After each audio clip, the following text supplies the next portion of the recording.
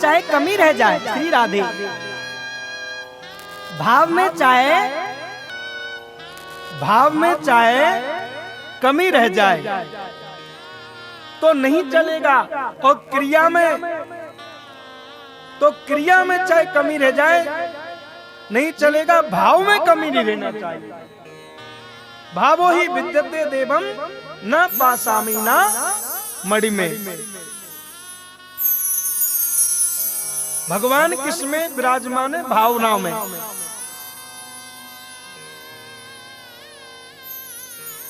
भगवान भाव में विद्यमान है। थोड़ी कम जो ये आवाज आ रही, भावना से परमात्मा रिश्ते हैं। क्रिया में कदाचित फर्क होना चाहिए लेकिन भाव में नहीं। गृहस्थी में अपने घर पर कोई संत आए तो आप उसको जय श्री कृष्ण कहेंगे, उसको प्रणाम करेंगे? कदाचित चोर आ जाए तो चोर को थोड़ी प्रणाम करोगे? तो विषमता हो सकती है लेकिन भाव में नहीं। जो परमात्मा सेठ में वो नौकर में भी है, जो परमात्मा हम में वो सारे जीवों में है, ये भाव होना चाहिए।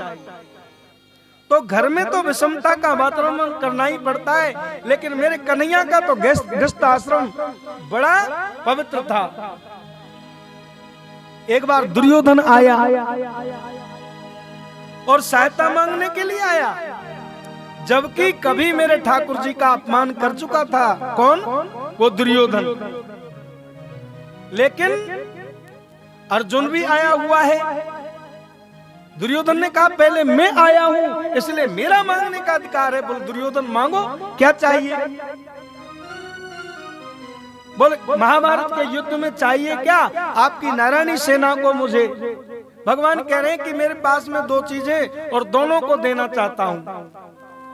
एक तो नारायणी सेना और एक दूसरा मैं जो शस्त्र नहीं उठाऊंगा। दुर्योधन ने सोचा मैं इस निठल्ले कृष्ण का क्या करूंगा, ये तो बातें बनाता रहेगा। मुझे तो महाभारत में क्या चाहिए? सेना चाहिए, सेना दे दो। भगवान ने दुर्योधन का सम्मान किया, अपमान करने वाले का। और अर्जुन ने सोचा बन गया काम, मुझे तो भगवान कन्हैया ही चाहिए, चाहे भले ही शस्त्र नहीं उठाए। यत्र योगेश्वरो कृष्णो तत्र पार्थो धनुर्धरो। जहां पर भगवान योगेश्वर कृष्ण है वहां पर पार्थ धनुर्धर अर्जुन है, उसकी विजय होती है, जय जयकार होती है। सारे जगत को तो सुधारने के लिए भगवान भी नहीं सुधार पाए, इसलिए जरूरत नहीं है किसी को सुधारने की। अपने को तो स्वयं को सुधरना है। आपने सुना होगा भगवान श्री राम है ना, उसके लिए एक रजक ने ही कह दिया कि मैं कोई राम की तरह से नहीं हूं जो सीता जी को घर वापस रख लिया। जगत तो जैसा है ऐसा रहेगा। अपने को तो शांत स्वांत सुखाए तुलसी रघुनाथ गाथा। अपने अंतःकरण के लिए कथा करो, अपना स्वयं का सुधार होगा तो जगत तो अपने आप सुधर जाएगा। दयया सर्वभूतेषु संतुष्टया येन केनवा सर्वेन्द्रियोपशांत्या तुषत्या सुजनार्दनम।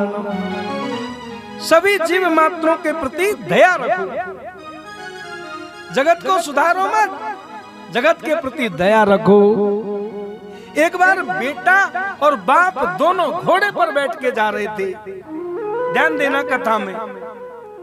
और घोड़े पर बैठ करके जा रहे थे तो लोग कहने लगे दुनिया है, तुम जैसे चलोगे फिर भी टोकेगी। ओहो, ये कैसी बात है? इन दोनों को शर्म नहीं आती? ये दुबला पतला घोड़ा है, इस पे दोनों बाप बेटे बैठे हैं, क्या करें? पिताजी कहने लगे बेटा तुम उतर जाओ, मैं बैठ के चलता हूं। पिताजी बैठ के चल रहे घोड़े पर और वो यहाँ लक्ष्मण कॉलोनी से देवी नगर गया होगा। लोग कहने लगे, ओहो इस बूढ़े को शर्म नहीं आती है, बालक तो पैदल पैदल चल रहा है, आप घोड़े पे सवारी कर रहा है, क्या कर रहा है? पिताजी कहने लगे, बेटा मैं उतर जाता हूं, तू बैठ जा। बेटे को बैठा दिया घोड़े पर।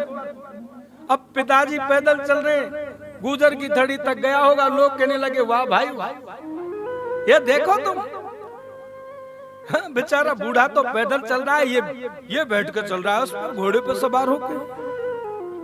ये दुनिया है, ये जगह जगह टोकेगी। दोनों नीचे उतर गए और महेश नगर की तरफ में घोड़ा पहुंचा तो लोग कहने लगे, ओहो देखो तो सही, ये कितने मूर्ख हैं। अरे बैठने के लिए सवारी घोड़ा चल रहा है और फिर भी पैदल चलते। तो बैठे तो दुनिया वाले टोकेंगे, नहीं बैठे तो टोकेंगे, एक बैठे तो टोकेंगे, दोनों बैठे तो टोकेंगे। क्या किया जाए? ये दुनिया है भाई। अरे दुनिया बड़ी विचित्र है। यदि ऊपर को देख के चलोगे, ध्यान देना कथा में, तो दुनिया वाले कहेंगे, ओहो बड़ा अहंकारी बनता है, देखता ही नहीं लोगों की तरफ तो। लेकिन दुनिया की तरफ में देख के चलोगे तो ध्यान देना कथा में, आंखों के कोई ठिकाने ही नहीं है।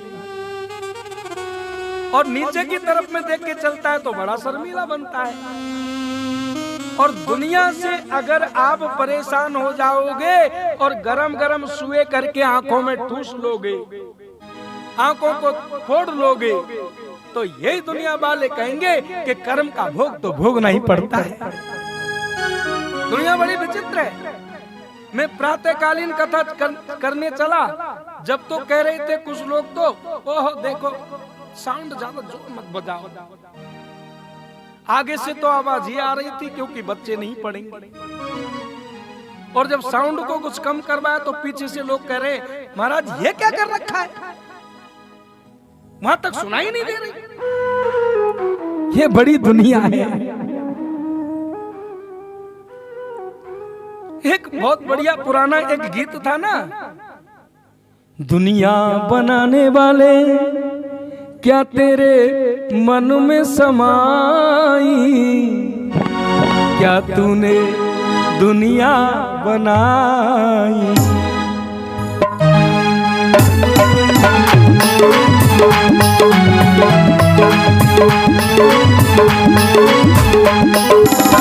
दुनिया बनाने वाले, दुनिया बनाने वाले क्या तेरे मन में आई, तूने काहे को दुनिया बनाई, तूने काहे को दुनिया बनाई।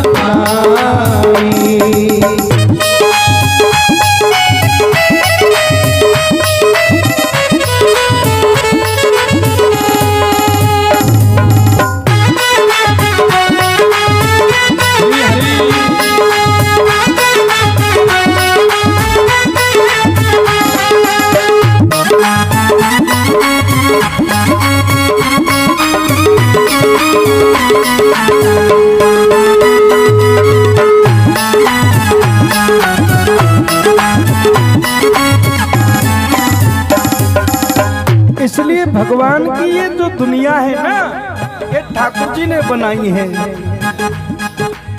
ठाकुर जी ने जो दुनिया बनाई है ना, काहे को दुनिया बनाई।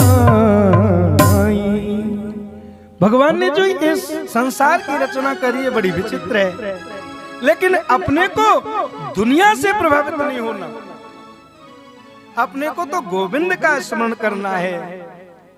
शारीरिक शरीर से प्रभु की सेवा और मन से प्रभु का चिंतन।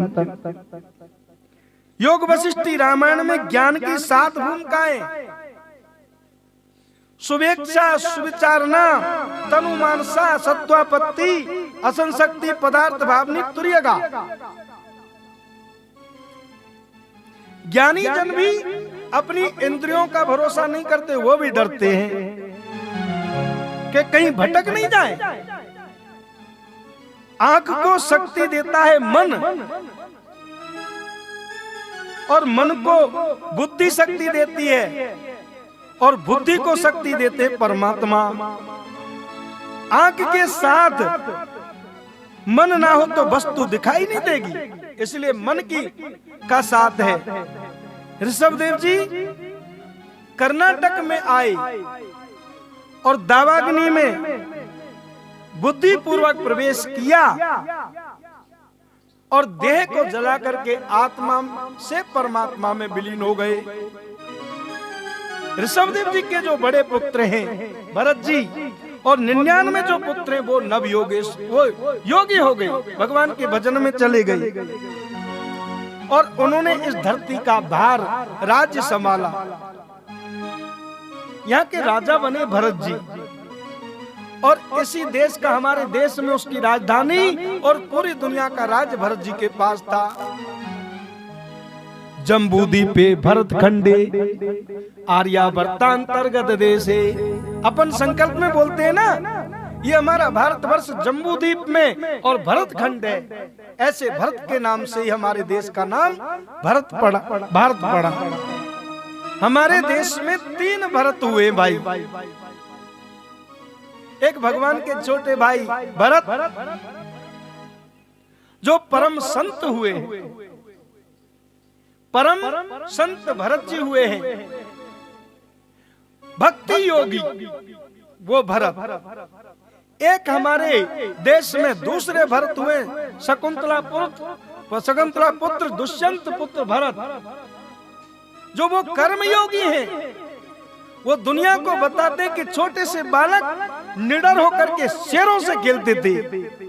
हम भारत के भरत खेलते शेरों की संतान से कोई देश नहीं दुनिया में बढ़कर हिंदुस्तान से। हमारा ये भरत खंड और एक है कौन, ऋषभदेव पुत्र भरत। ये भरतवासियों की भूमि है। यहाँ पर ये कर्म भूमि है और देश जो है ना वो सब भोग भूमि है, लेकिन हमारा भारत कर्म भूमि है। भरत जी व्यवहार की मर्यादा का पालन करते हैं, उनका उल्लंघन नहीं करते। महान वैष्णव जन है। ठाकुर जी को अपना परम आराध्य इष्ट मान करके पूजा करते हैं, यज्ञ करते हैं और जो कुछ भी कर्म करते हैं अनेन कर्मणा भगवान परमेश्वर प्रियंताम नमः। ये कर्म जो मैं कर रहा हूँ वो मेरे लिए नहीं, मेरे गोविंद को समर्पित करता हूँ। अरे तुम ही निवेदित भोजन करही, तुम ही निवेदित भोजन करही। श्री राम जय राम जय जय राम, श्री राम जय राम जय जय राम। तो कृष्णार्पण करके कर्म करो, भोजन करो तो भोजन भी भक्ति बन जाएगा। भरत जी ने ऐसा व्यवहार भक्ति में रखा दुनिया वालों के बीच में। लेकिन भक्त जनों एक बार भरत जी को युवा अवस्था में वैराग्य आ गया। ध्यान देना कथा में। देखो वैसे तो भगवान की भक्ति जन्म से ही करनी चाहिए, लेकिन जंगल में जाने की जरूरत नहीं। भरत जी को तो जवान अवस्था में ही और घर को छोड़ करके वनवास चले गए। और वन में कहा, गंडकी नदी के किनारे, जिसको शालिग्रामी बोलते हैं, ये नेपाल में है। वहां गंडकी नदी में से शालिग्राम भगवान निकलते हैं। उसमें अगर आप तुलसी का पत्र डालोगे तो शालिग्राम भगवान नीचे से ऊपर आ जाते हैं। शालिग्राम भगवान कलयुग में प्रत्यक्ष भगवान नारायण का स्वरूप है। इनकी सेवा करो। बुढ़ापे में आने वाला वैराग्य किस काम का? वैराग्य तो जवानी में आना चाहिए। ये जवानी बड़ी उच्छृंखल होती है, आदमी को भटकने का डर जवानी का है। सच्चा वैराग्य उसी का है। लेकिन वैराग्य आए पर घर में रह करके आए। घर को मत छोड़ो, घर में रह करके निवृत्ति मार्ग में रहो। हमारे देश में जितने भी ऋषि है ना, वो सब गृहस्थी तो हैं। कौन कौन? ऋषि भरद्वाज, वशिष्ठ जी, अत्रि, ये जितने भी ऋषि हैं ये सब गृहस्थी हैं। लोग ऋषि किसको मानते हैं? जिनकी शादी नहीं हुई है। और किनको मानते हैं ऋषि? के मंगो मंगायो चून खावे दुनिया केगी बाबा। बस शादी हुई नहीं और मुड़ मुड़ाए हुए सन्यासी और मन की रह गई आबा। बाबा जी है। लोग बात कहते हैं ज्यादातर आजकल लोग इनके पीछे ज्यादा पड़े हुए हैं। अरे कथा कौन करने आए? बोल वो ब्राह्मण का बेटा है हितेंद्र, वो कथा कर रहा है, उसको क्या सुनना? कथा किसकी सुनो? जो बाबा हो गया। के तो या बाजी नहीं वह बाजी, और बाजी तो नहीं और कहीं भी बाजी। बाबा वो नहीं, ऋषि जो उन्होंने तप किया, रिसर्च की हमारे देश में आध्यात्मिकता की। मैं कल कह रहा था कथा में कि कर्दम ऋषि एक महान वैज्ञानिक हुए जिन्होंने विमान बनाया लाखों वर्ष पूर्व, 100 वर्षों तक विहार किया। ये एरोप्लेन तो जन कितने लाखों वर्ष पूर्व बना दिया हमारे ऋषि ने। भगवान राम भी किस में बैठ करके आए थे? लंका से। चला विमान तहां ते चोखा, चला विमान तहां ते चोखा। विमान में बैठ करके आए। किसमें? पुष्पक विमान में। तो ऋषियों की भूमि है। हम तुम सब किसकी संतान हैं? ऋषियों की संतान है। अब संतान कब होंगे? जब शादी हो जाएगी जब ही तो संतान होगी। क्या वैसे हो जाएंगे? टपक तो कोई पड़ता नहीं। ऋषियों की भूमि है हमारी भारत भूमि। बुढ़ापे में आने वाला भेड़ा किस काम का? जवानी में आना चाहिए। जिसके पास कुछ नहीं है और वो करे कि महाराज मैं त्याग करता हूं। विचार करना भैया, जाके पास में है ही कछु नहीं, घर में चूहा ग्यारस कर रहे हैं और वो कहे कि मैं तो त्याग करता हूं। अरे त्याग उसका नाम है जो सब कुछ है घर में और फिर भी उसका त्याग कर दे। भरत जी का मन घर में नहीं लग रहा है अब, और चले गए गंडकी के किनारे पर। सुख संपत्ति, स्त्री, पुत्र, संतान सबको छोड़ करके सोच रहे हैं कि मैंने संसारिक उपभोग बहुत कर लिया, लेकिन मेरी इनसे तृप्ति नहीं हो रही। भोगा न भुक्ता वैमेव भुक्ता। ये जो संसार के उपभोग है ना, ये मेरा ही भोग कर जाएंगे, लेकिन इनसे कभी तृप्ति नहीं होगी। भरत जी ऐसा विचार करके गए हैं जवान अवस्था में। परमात्मा की इन 6 वस्तुओं के में माया साथ में लगी हुई है। भोजन में, धन में, वस्त्र में, स्त्री में, घर में और पुस्तकों में। इसलिए ये माया का इनके साथ पर्दा है। भरत मुनि ने राज्य का त्याग कर दिया, रानियों का त्याग कर दिया, सबका त्याग करके जंगल में जा करके एक कुटिया बनाई और वहां पर भजन करते हैं। गंडकी नदी में स्नान करके भगवान सूर्य नारायण को जल अर्पित करते हैं। अंजलि में लेकर के जल अर्पित कर रहे हैं। उसी समय एक हरणी, प्रसव काल का समय समीप था और पीछे से एक सिंह ने दहाड़ लगाई और उसने जैसे नदी से छलांग लगाई और उस मृगवाल का जन्म हो गया। भक्त जनों, जैसे ही सिंह ने दहाड़ लगाई और उस हरणी ने छलांग लगाई, डर के मारे उस बालक का जन्म हो गया। और भरत जी की अंजलि में वो छोटा सा बालक आ गया है। छोटा सा बालक है। विचार करने लगे, अरे इसको बचाना मेरा धर्म है। और ये बिल्कुल सही है कि हमारा किसी जीव को तड़पते हुए मरते हुए बचाना धर्म है, लेकिन उसका रक्षक पिता मानना ये सही नहीं है। क्योंकि कोई ये कहे कि नहीं मैं तो इसका माँ बाप सब कुछ मैं ही हूं, अरे तू किसको बचाएगा? ये तू भी तो काल का ग्रास है। रामकृष्ण परमहंस कहते थे कि संसार में रहो लेकिन नौका की तरह से रहना चाहिए। नाव में पानी भर जाएगा तो नाव डूब जाएगी, इसलिए संसार में रहो लेकिन नौका की तरह से रहिए। ये ममता बंधन करता है कि ये मेरा, अरे मैं और मोरो तोरते माया, मैं और मोरी तोरते माया, यही बस कीने जीव में काया, यही बस कीने जीव में काया। मेरा और तेरा यही तो माया है। गृह की महात्माओं को भी माया सताती है। श्री राधे। तो भरत मुनि तो गृह त्यागी महात्मा है, उनको माया ने सता दिया।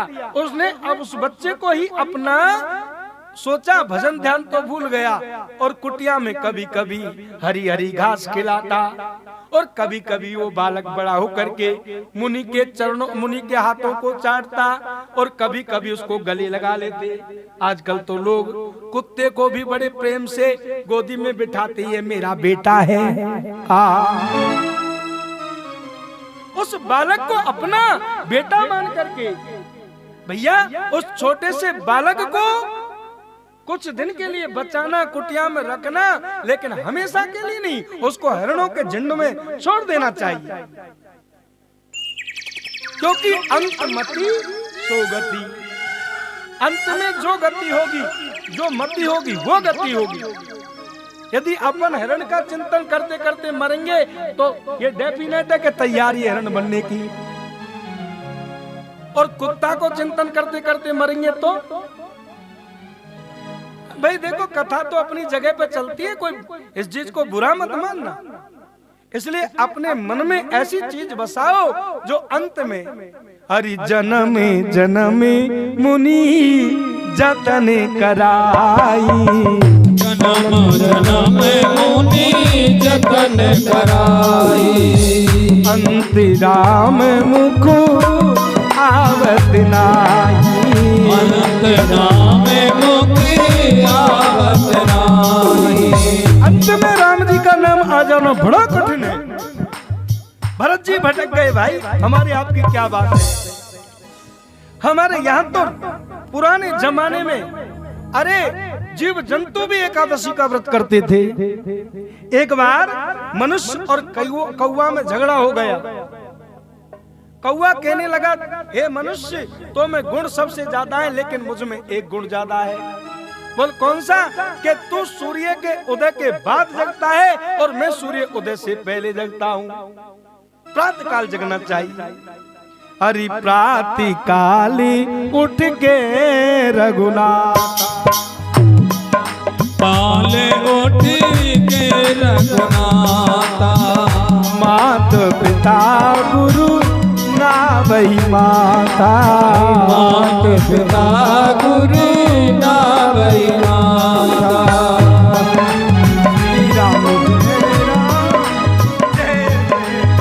श्री राम जय राम, जय जय राम, श्री राम जय राम, जय जय राम, श्री राम जय राम, जय जय राम, श्री राम जय राम, जय जय राम। इस आयोजन को प्रारंभ करने से पहले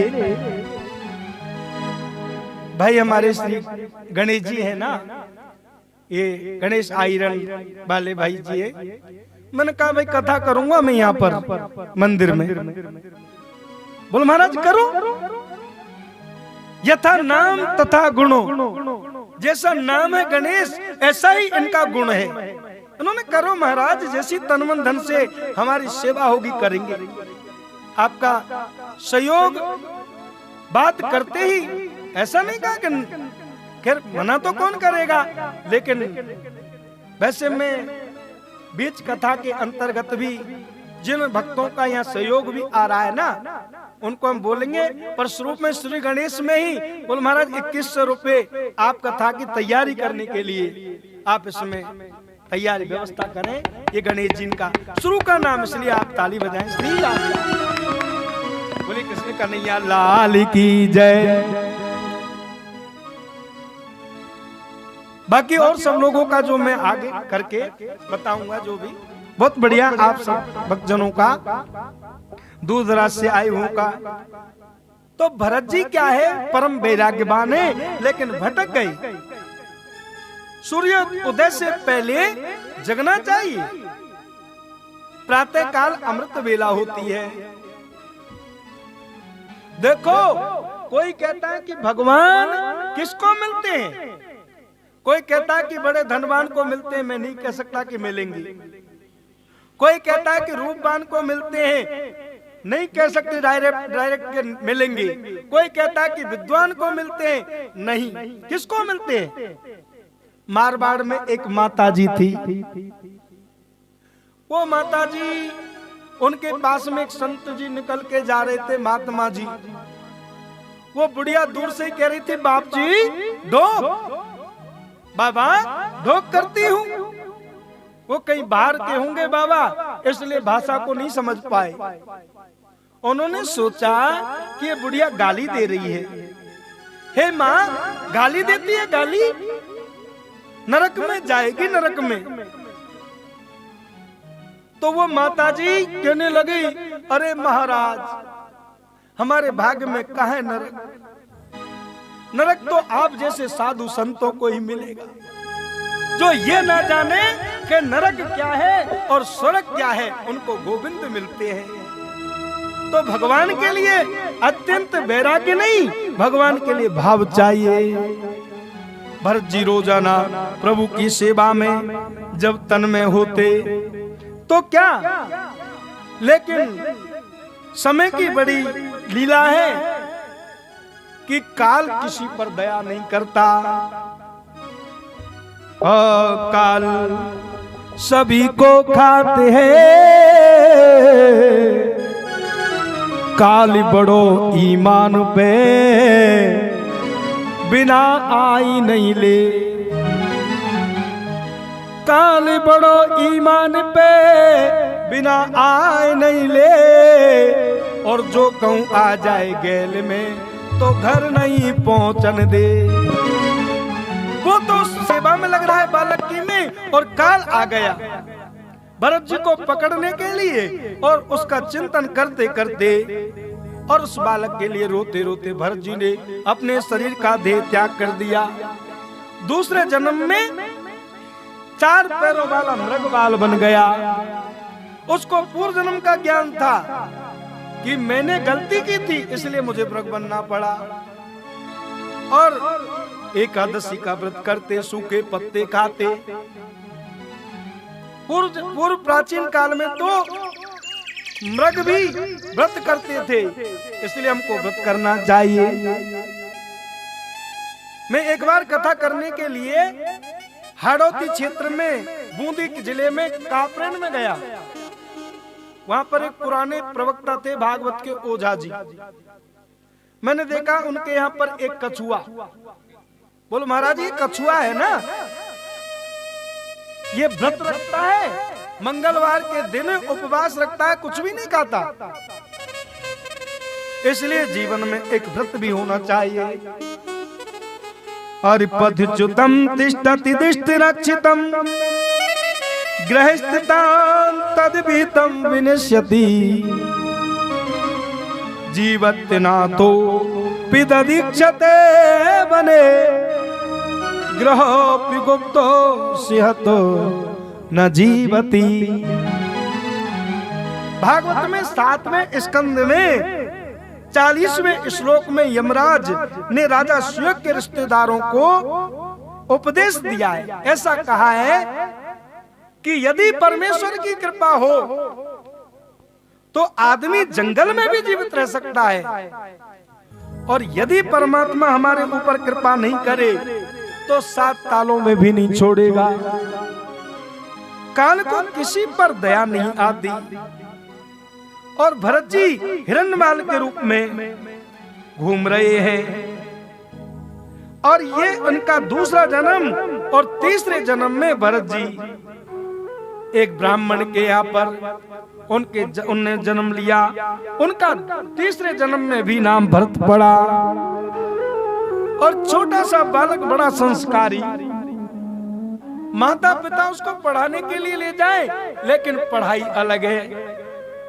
यदि मैं पढ़ाई करूंगा तो मेरे माँ बाप क्या कहेंगे कि देखो कमाने के लिए जाओ, सर्विस करो। लेकिन उनकी तो पढ़ाई अलग ही, कि मैं अगर दुनिया के झंझट में पड़ जाऊंगा तो फिर प्रभु को कैसे रिझाऊंगा। हमारे राजस्थान की भक्तिमती मीराबाई, उन्होंने दुनिया वालों के लिए कहा है कि राम नाम मेरे मन बसियो, मैं तो राम रसियो रिझाऊ री माय, मैं तो राम रसियो रिझाऊ री माय। हे मैया, मैं तो राम रसिया को रिझाऊंगी। पर मन पर धन हरन को वैश्या बड़ी प्रवीण, तुलसी सोई चतुरता जो राम चरण लवली। अरे दूसरों के मन को और दूसरे के धन को हरण करने के लिए तो वैश्या भी बड़ी निपुण होती है। सुबह में हमारे रामकृष्ण जी कह रहे थे कि महाराज बूढ़े ही बूढ़े क्यों आमे, इसलिए तो आमे क्योंकि परमन परधन हरण को वैश्या बड़ी प्रवीण। अब हमारे पास में ऐसा कोई चमत्कार तो है नहीं कि बजाई डुगडुगी और वो मदारी आता है ना, उसने पेड़ पैदा कर दिया, उसने नोट बना दिए। संत के पास में जाओगे ना तो वहां पर वंदना होगी। भरत जी जानते हैं, कुछ भी मंत्रोच्चार अच्छे ढंग से नहीं पढ़ते, समझ गए कि मुझे कुछ करना पड़ेगा। भाइयों ने सोचा कि तो बैठा बैठा खाता है। और तू बैठा, जैसे ये तो नरसी बारी गाड़ी है, ऐसे चल रही है, द्वारका को जा रही है। नरसी आवाज सुने ना, बहुत चल रहे नानी बाई के मायरे, इसलिए नानी बाई के मायरे में से ये हमारे यहाँ पर एक आधार चैतन्य ने गाया है। और तू बैठा बैठा, भाई कह रहे नरसी इसके लिए, भरत जी के लिए। और तू बैठा बैठा खाता है, तू बैठा बैठा खाता है, तू दिन भर मौज उड़ाता है। बैठा बैठा खाता है और दिन भर मौज उड़ाता है। तू धेला नहीं कमाता है, तू बैठा बैठा खाता है। तू धेला नहीं कमाता है, तू बैठा बैठा खाता है। ऐसे कहते हैं ना, ऐसे नरसी के लिए कहा था भाइयों ने कि बैठा बैठा खाता है, धेला नहीं कमाता है, दिन भर मौज उड़ाता है।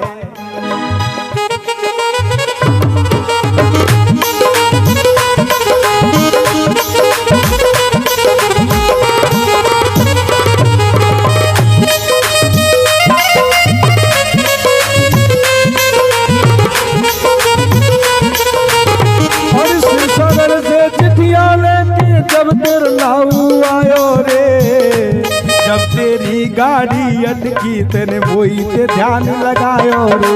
जब तेरी गाड़ी अटकी तेने वही ते ध्यान लगायो रे। जब तेरी गाड़ी अटकी तेने वही ते ध्यान लगायो रे। जब तेरी गाड़ी तेने वही ते ध्यान लगायो रे।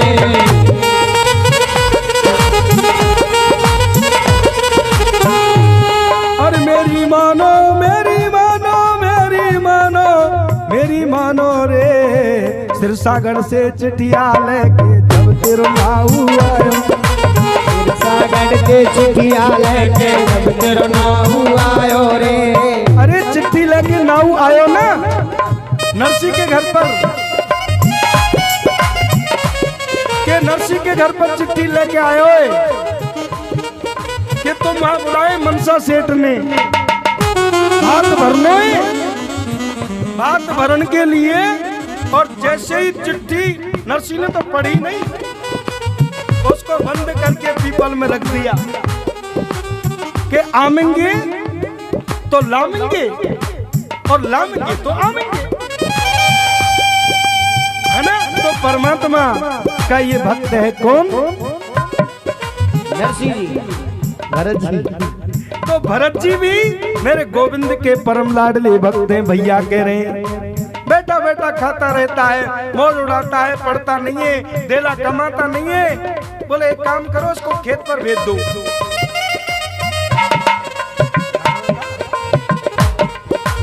श्री राधे। खेत पर इसको काम करने के लिए भेजो। अब खेत पे बनाने के लिए तो कहा था मेड़, लेकिन खोद दिया कुआं। अरे राम, ये तो ये भी नहीं जानता। और कुआं खोदने के लिए बोले तो कुआं खोदना जानता है, तो मेड़ बना दी। वाह भाई। अब तो बोले यार कोई काम नहीं करता तो ऐसा करो, इसको खेत पर वैसे ही खड़ा कर दो। हमारे यहाँ खेतों में वो होते ना, किसान लगाते भिजका। बोलिए उनको पक्षियों को, उनको गायों को नहीं आने देगा, तो हमारे यहाँ गाया करते हैं। खाने वाला राम और खिलाने वाला राम, तो मेरा भगाने का क्या काम? राम जी की चिड़िया राम जी को खेत, खाओ रे चिड़िया भर भर पेट। राम जी की चिड़िया राम जी को खेत, खाओ रे चिड़िया भर भर पेट। राम जी की चिड़िया राम जी को खेत, खाओ रे चिड़िया। ओ राम जी की चिड़िया राम जी को खेत, राम जी की चिड़िया राम जी को खेत, खाओ रे चिड़िया भर भर पेट। धरती हरो हरो के, हरी हरी धरती हरो हरो के, हरी चिड़िया मेरी गौरी चिड़िया भर भर पेट। ओ औरी गैया खाओ तो राम जी की चिड़िया राम जी को खेत, और खाओ रे चिड़िया भर भर पेट।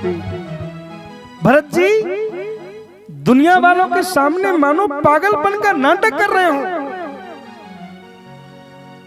देखो सच्चा पागल कौन है? सच्चा पागल है ना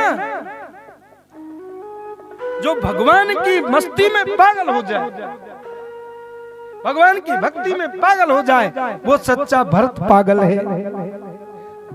संतों की दृष्टि में जगत के लोग पागल होते हैं, और जगत की दृष्टि में संत पागल दिखाई देते हैं। पागल किसको कहते हैं? जिस गल कहते हैं पंजाब में बात को, जिसने अपनी बात पाली वो पागल। जो पागल है ना वो ऊपर को हाथ खड़े करें, और जो दिमाग से पागल है वो नहीं। हा? जो पागल है वो ऊपर को हाथ खड़े करें, और जो दिमाग से है वो नहीं। हम सभी तो पागल है ना उस गोविंद के लिए। वो मेरा एक हमारे ब्रज में एक भक्त हुए रस का पागल। वो मेरा दिल तो दीवाना हो गया मुरली बाले तेरा। मेरा दिल तो दीवाना हो गया मुरली बाले तेरा। मेरा दिल तो दीवाना हो गया मुरली वाले तेरा। ओ मुरली बाले तेरा मुरली वाले तेरा, दिल तो दीवाना हो गया मुरली वाले तेरा। मेरा दिल तो दीवाना हो गया मुरली वाले तेरा।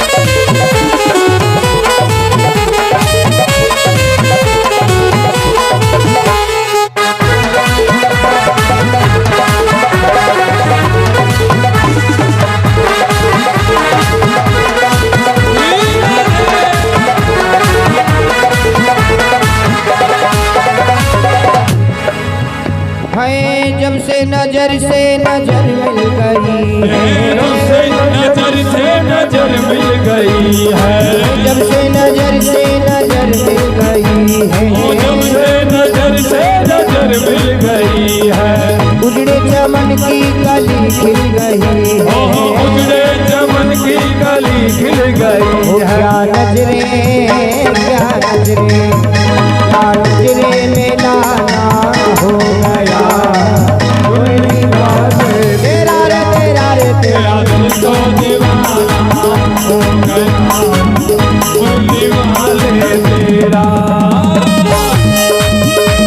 कोई पागल है धन दौलत का, कोई पागल बेटे नारी का, सच्चा पागल वो है प्यारे, जो पागल बाके बिहारी का। पागल बाके बिहारी का, दीवानगी ने क्या क्या दिखाया, वो दीवानगी ने क्या क्या सिखाया, दीवानगी ने क्या क्या सिखाया, दीवानगी ने क्या क्या सिखाया, दुनिया छुड़ाई और तुमसे मिलाया, दुनिया छुड़ाई और तुमसे मिलाया, दुनिया छुड़ाई तुमसे मिलाया, छुड़ा के तुमसे मिलाया, दीवाना हो गया मुरली वाले तेरा रे तेरा रे तेरा रे, तो दीवाना हो गया मुरली वाले तेरा।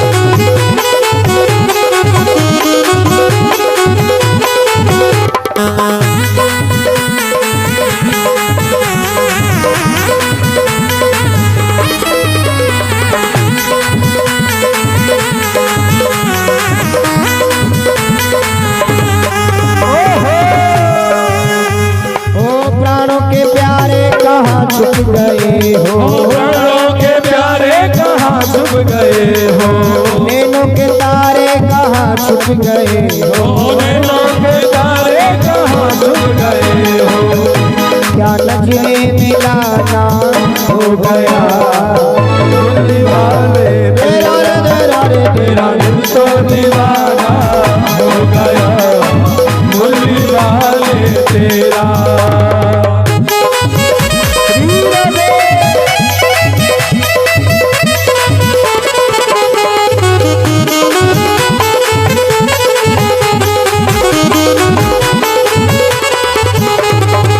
तू मेरा प्यारा प्यारा मैं तेरा पागल, तू मेरा प्यारा प्यारा मैं तेरा पागल, तू मेरा प्यारा प्यारा मैं तेरा पागल, तू मेरा प्यारा प्यारा मैं तेरा पागल, और तिरछी नजर से है दिल मेरा घायल, ओए तिरछी नजर से है दिल मेरा घायल, तेरे दिल में ठिकाना हो गया मुरली वाले तेरा रे तेरा रे तेरा रे, ओ दीवाना हो गया मुरली वाले तेरा। मेरा दिल तो दीवाना हो गया मुरली वाले तेरा। मेरा दिल तो दीवाना हो गया मुरली वाले तेरा, तू मेरा प्यारा प्यारा मैं तेरा पागल। भगवान के लिए तो पागल बनकर के ही भक्ति होती है। तो हे सिद्धेश्वर के पागलो, पागल का मतलब जो प्रभु को प्राप्त कर ले, प्रभु को पाने का मतलब पागल। ऐसा नाटक कर रहे हैं भरत जी दुनिया के सामने। एक समय भक्त जनों, एक भील राजा निसंतान थे, मनोती मांगी थी कि हमारे यहाँ पर कोई बेटा बेटी कोई हो जाएगा तो हम तुमको नरबलि चढ़ाएंगे। अब उन्होंने क्या सोचा, किसको चढ़ाए नरबलि, उनके बेटा तो हो गया। तो भरत जी मोटे ढाटे हैं पड़े हुए, उन्हीं को उठा करके ले गए, माँ भद्रकाली के चरणों में ले जा करके बैठा दिया। भरत जी को चकाचक भोजन करा रहे हैं। अब भरत जी को ये पता नहीं है कि ये लोग मुझे किस लिए लाए हैं, मारने के लिए लाए हैं। लेकिन वो तो मेरे गोविंद का पागल भक्त है, उसको ये पता नहीं है कि क्या करना चाहते हैं। लेकिन भगवान कहते हैं कि कर हूं मैं तेने की रखवारी, करे हूं तेने की रखवारी, जे मुर बालक राखई में तारी, में बालक राखई में तारी। मैं तो ऐसे भक्तों की रक्षा करता हूँ जिन्होंने अपना भार सब मुझ पे छोड़ दिया। भरत जी तो भगवान के परम लाडले,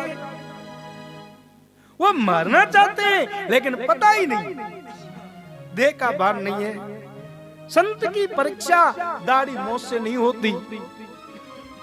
संत जो है ना, जो ये समझ ले जीवन का सार क्या है, गोविंद चिंतन। संत क्या है? जिसके मन में कोई कपट भाव नहीं हो, किसी के प्रति ईर्ष्या नहीं हो, किसी के पास प्रति द्वेष नहीं हो, राग और द्वेष से परे है वो संत। संत तो गृहस्थ में भी हो सकता है और संत सन्यासियों में भी हो सकता है।